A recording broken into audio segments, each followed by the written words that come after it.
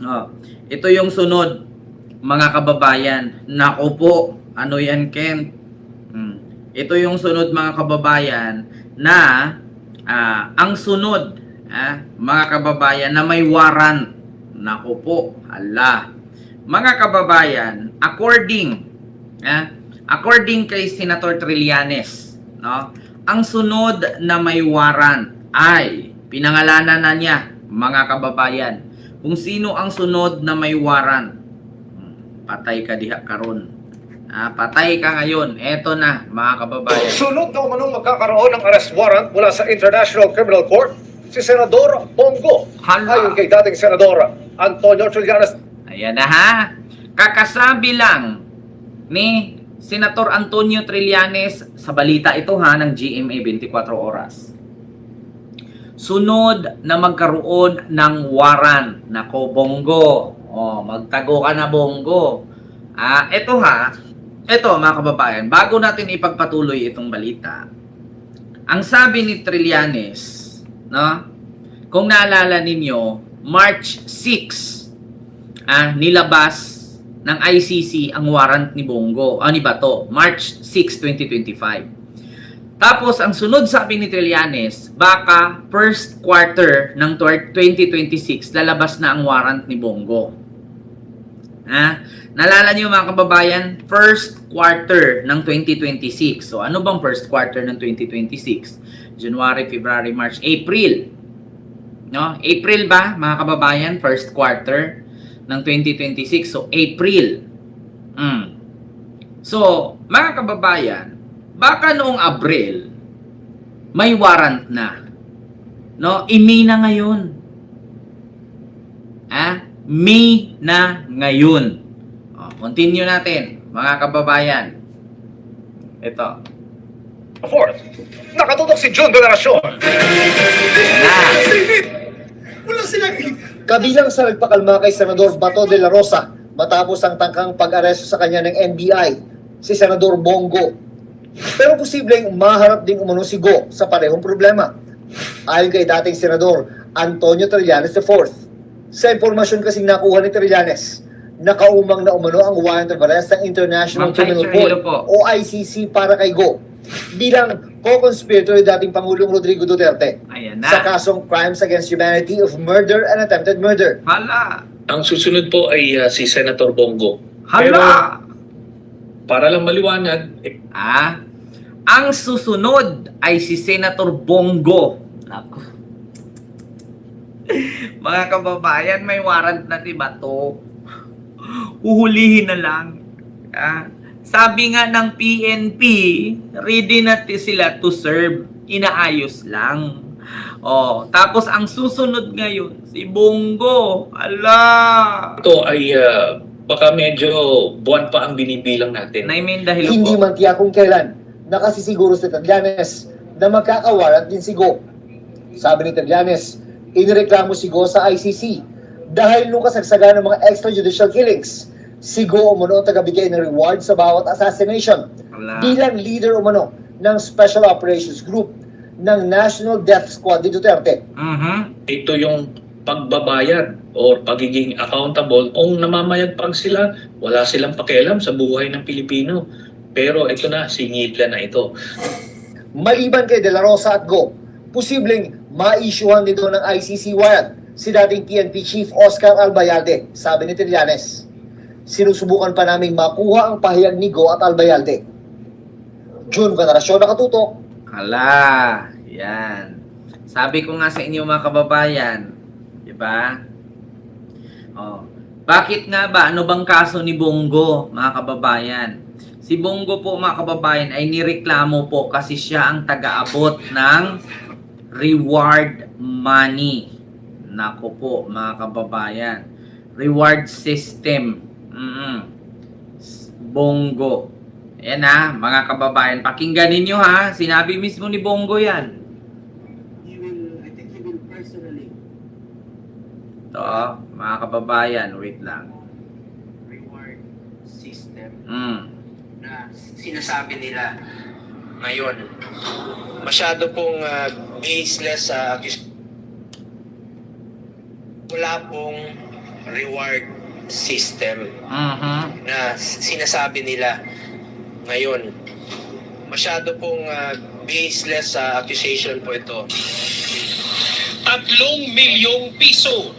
Yan ang pabuyang ibibigay ng Administrasyong Duterte sa mga makakahuli o makakapatay sa high-profile drug lords. May patong din sa ulo ang alipores ng mga drug lord.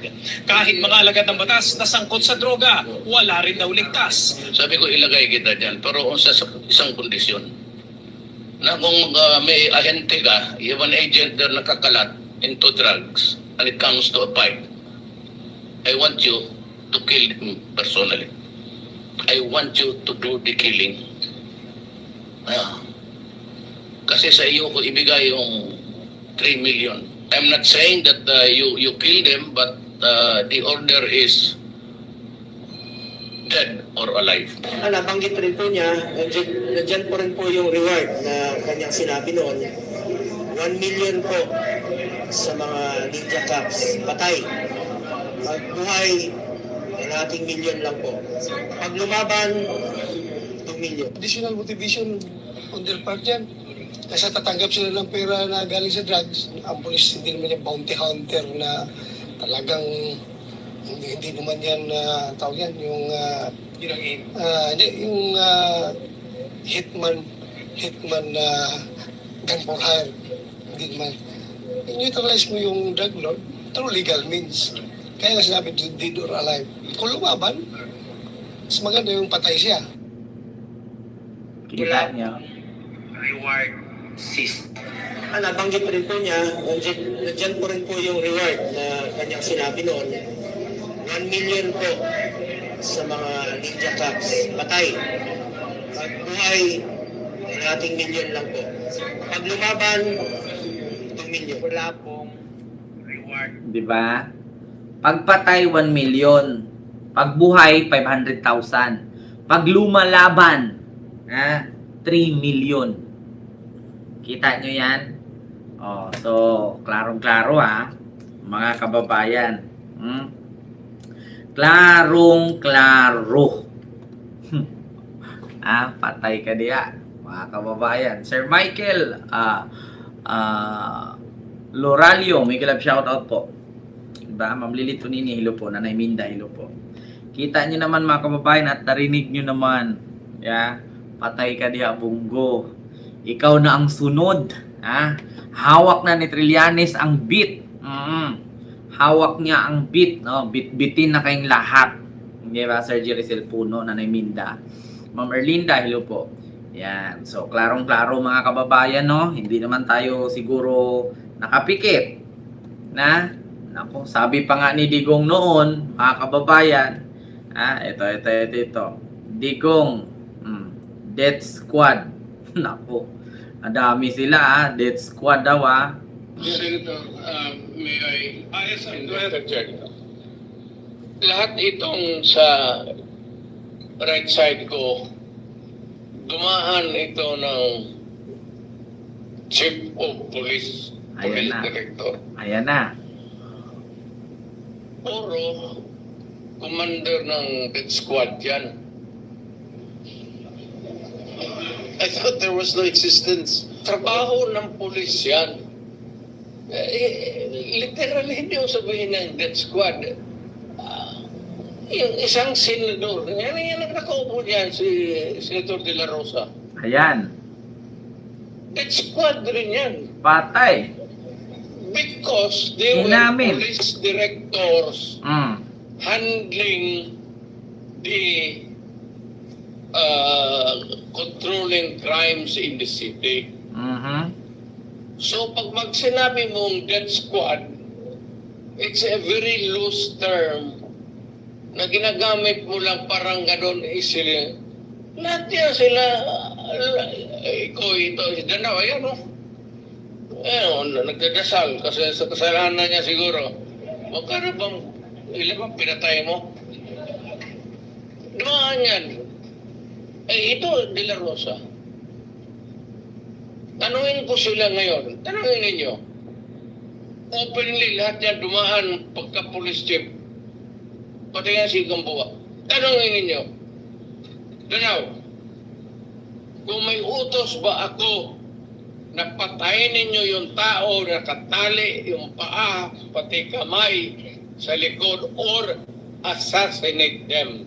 Ang sinabi ko, ganito, paranggahan tayo, encourage the criminals to fight.